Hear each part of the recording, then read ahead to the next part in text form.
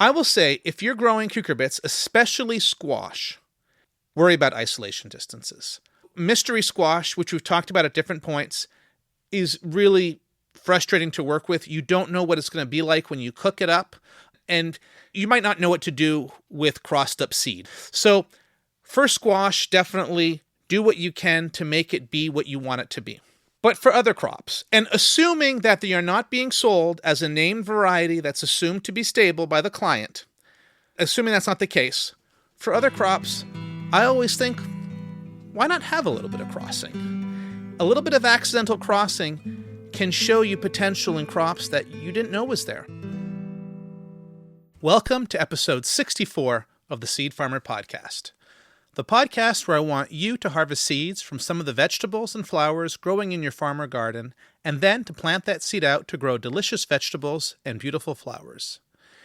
If you enjoy the Seed Farmer Podcast and find it to be a good resource that helps you improve your seed work and farming, please support the show at spreadsheet.farm/support-podcast.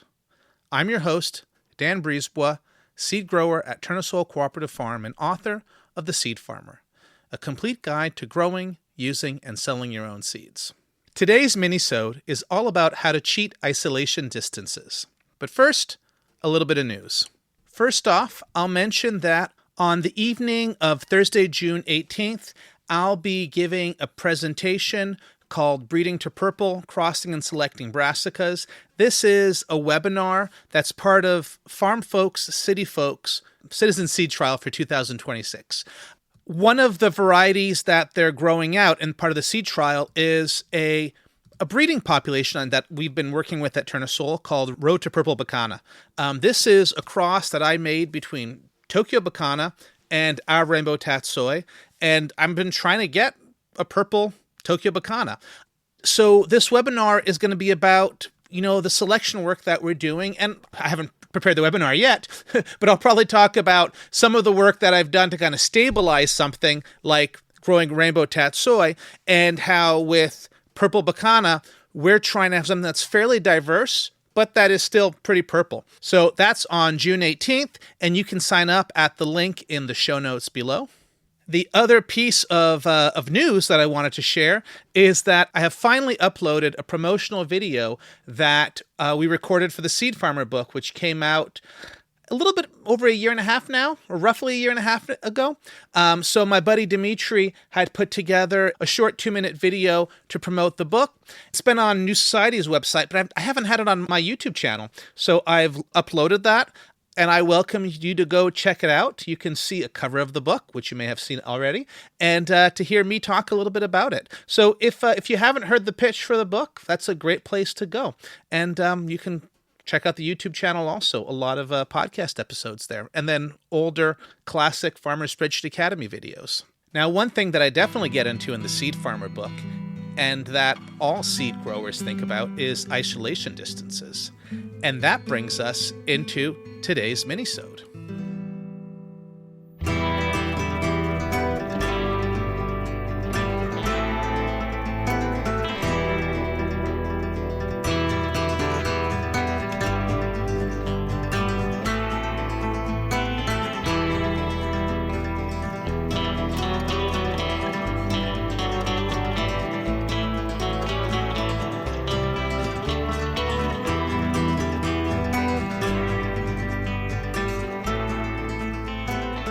So today's minisode is all about cheating isolation distances. And so before we talk about cheating them, let's talk about what they are formally. So isolation distances is the distance that you want to have between two populations of the same species to keep them from crossing from each other. So maybe just a little bit more background is that if you're growing two varieties of the same species, let's say the two tomatoes that are a red tomato and an orange tomato, or if you were growing a zucchini beside a spaghetti squash, both of them are cucurbita pepo. If you have two crops, two varieties of the same species, and they're grown close enough, and the pollen from one can get to the flower from the other and pollinate it, you'll wind up with not this generation, but the following generation, when you extract the seeds and grow it out, you're going to wind up with something that's crossed up, that's going to look different. And that's something that generally we are avoiding when we're trying to maintain a variety. So the first thing about isolation is just to know what could cross with each other. That Seed Farmer book is a fantastic reference to find out about that. But you can also look at seed catalogs or other seed books. At the most basic level, what you're looking at is it's two crops of the same species. And so if you can see the scientific name, and if they have the scientific name, then they likely can cross together. Sometimes things of different scientific name might cross together, and sometimes it's because you have an older reference that lists something one way, and in a newer reference is listed a new way. So the plants, they do what they're going to do.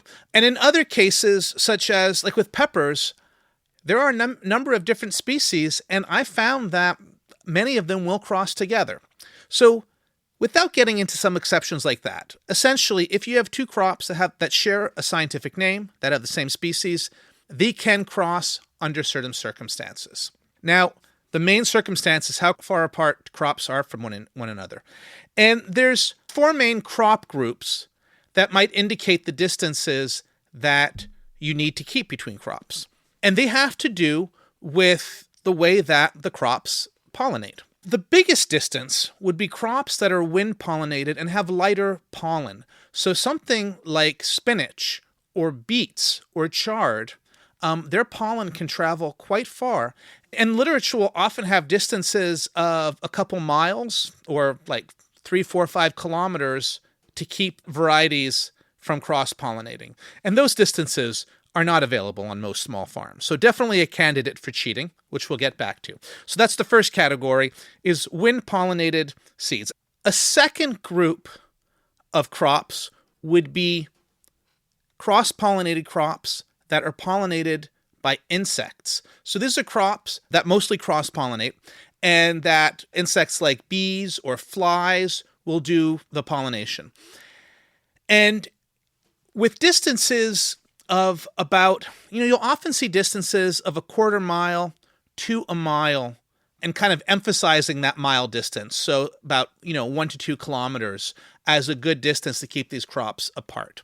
And this is a lot of vegetable seeds are in this category. Your brassicas, your onions, carrots. This is the biggest probably category of crop. Then you have, I'll go to the fourth category before I get into the third one. The fourth category would be crops that are predominantly self-pollinating. So these are crops that could be pollinated by other means, but the way their flower structures are built, the petals wrapped around them, most of the pollination happens within a closed flower, and so they can be almost side by side and not pollinate. So this is group 4. Now group 3 is what I call intermediate selfers. So these are crops that tend to predominantly self-pollinate, but not as much as those selfers. And so with distances of often 600 to 800 feet is what's recommended for those crops. And that's crops like runner beans and okra. And then to some extent, peppers also, and eggplants. They're kind of like maybe not quite 800 feet, maybe more the 300 to 500 feet is what you'll find as recommendations in a lot of seed resources. So those are your 4 groups. So the ones that need the most space are the wind-pollinated crops, and the ones that need next to no space are the self-pollinated crops. So that's what you're going to read in books. And these numbers can scare you. Maybe not the self-pollinated ones, but the others can scare you if you have a limited growing space and if you have diversity of crops on your field. And that's why I want to talk about cheating those isolation distances. For today's episode, I'm not going to get into timing your crops so that they flower at different periods. That's a different kind of strategy than we'll cover today. Today, I really want to cover, like, if you have 2 crops in flower at the same time, what do you do about it? The main way to cheat these crops is probably with obstacles. Now, if you have a barn or a greenhouse or a house in between 2 crops, that is really going to reduce the distance that you need to have, especially if it's a big structure. In the case of a big building, even having a few hundred feet between the crops at that point might make a really big difference, especially if you have smaller size populations. So if you have 10 or 20 cucurbits on one side of a big barn, and you have 10 or 20 on the other side of a big barn, you're going to see way less crossing than if it was just a clear field between the two of them. And that's probably the most thorough barrier you can have. But having a diversity of crops between your two patches, especially if they're in flower, cut flowers or flowering seed crops, a field of brassicas, those are also going to distract your pollinators and make it less likely that they'll cross-pollinate two varieties of the same species. Now, if you're really dealing with crossers here, and you're not in a major seed growing area, then in that case, having 1,000, 1,200 feet between your two populations is going to be more than enough. So that's a little bit less than a quarter acre is definitely enough. But you might even find that you could shrink that distance to 500 or 600 feet between two smaller populations if you have a lot of flowering crops in between them. And I've definitely seen that with brassicas amongst other crops. Now, I should say that with squash, I have seen crossing at that distance. I've seen some cucurbita peppos crossing at 500 or 600 feet with a lot of flowering crops in between them. So that's kind of, those specifically, I find are the ones to really avoid. But a lot of other crops at 500 or 600 feet, you're going to probably be fine if you have a lot of flowering crops in between them. And ultimately, the way you know it's fine is if you harvest those seeds and you grow them out the next year and you see what it gives you.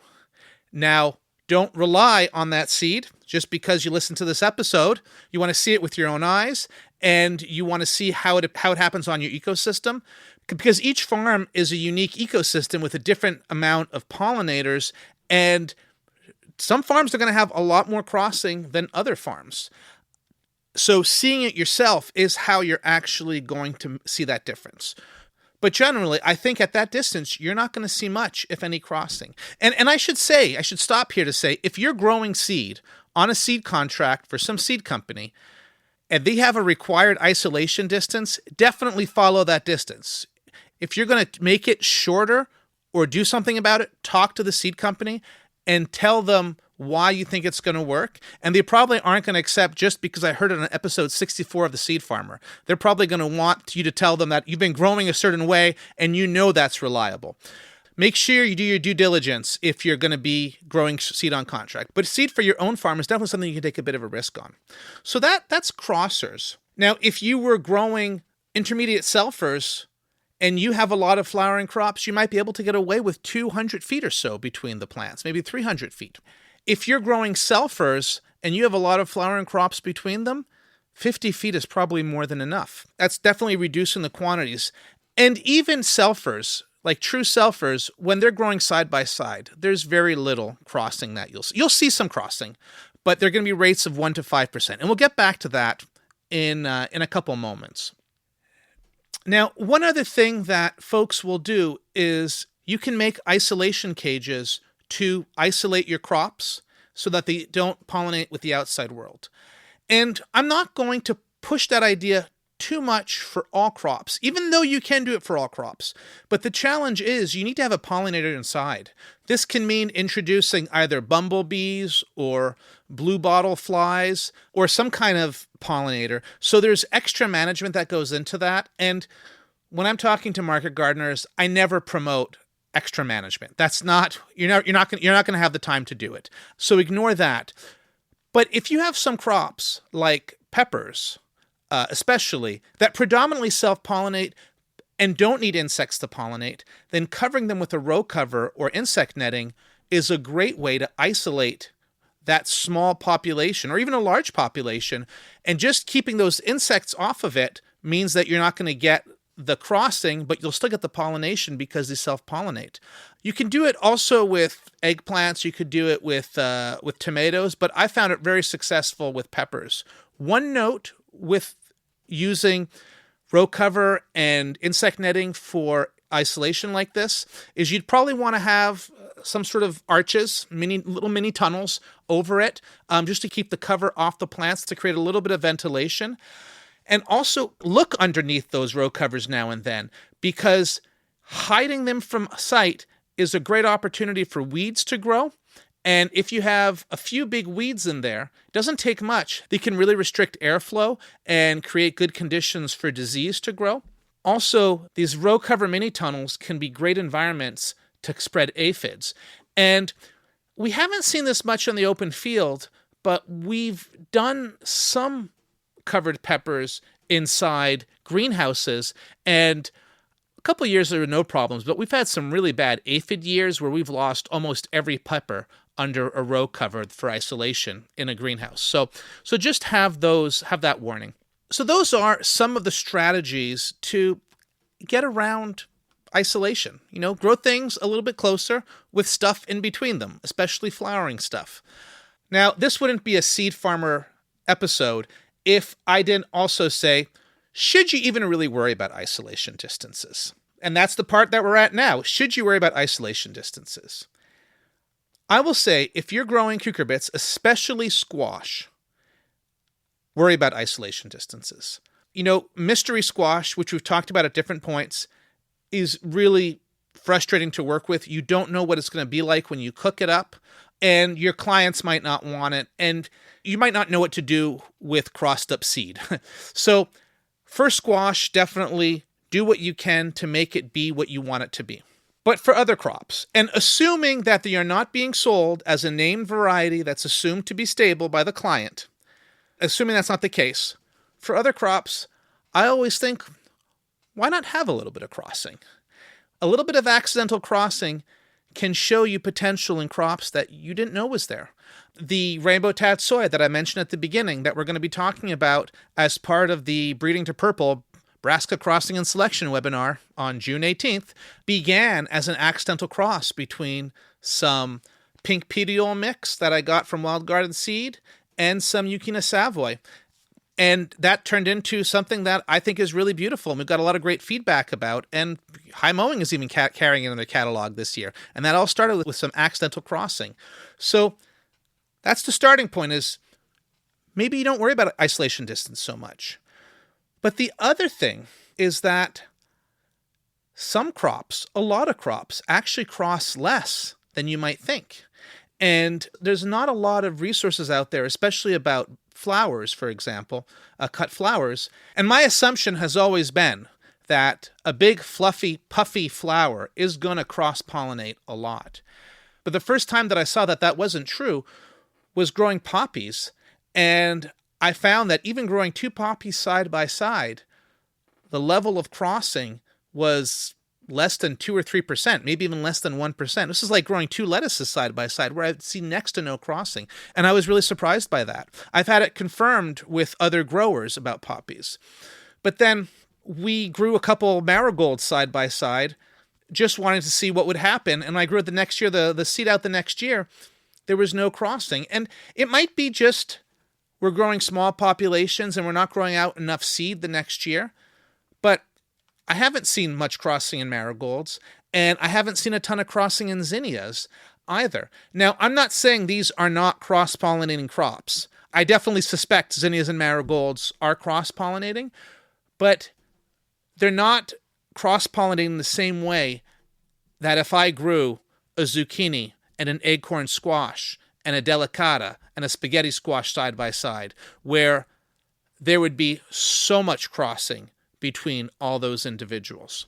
The message there is that you can't necessarily trust the books, other than the Seed Farmer, of course. It's by growing crops out on your farm that you'll see whether you need to cheat isolation distances or not for your own needs. So go out and grow some crops on your farm with much closer distances than you should. Harvest that seed and see what happens. And of course, tell me about it. And that's another minisode of the Seed Farmer podcast. Thank you to Safiya Sidalton for the theme music. You can hear more of their music at safiyasidalton.com. Thank you to Molly Brisebois for editing this episode. And thank you so much for listening. You can find more seed growing resources on my blog at seedgrowers.farm. While you're there, you can subscribe to my newsletter full of seed growing, crop planning, and farm spreadsheets. You can also find out where to order a copy of my book, The Seed Farmer, A Complete Guide to Growing, Using, and Selling Your Own Seed. And you can support the podcast at spreadsheet.farm/supportpodcast. If you haven't already subscribed to the podcast, now's the time. You wouldn't want to miss the next episode. Until then, happy farming.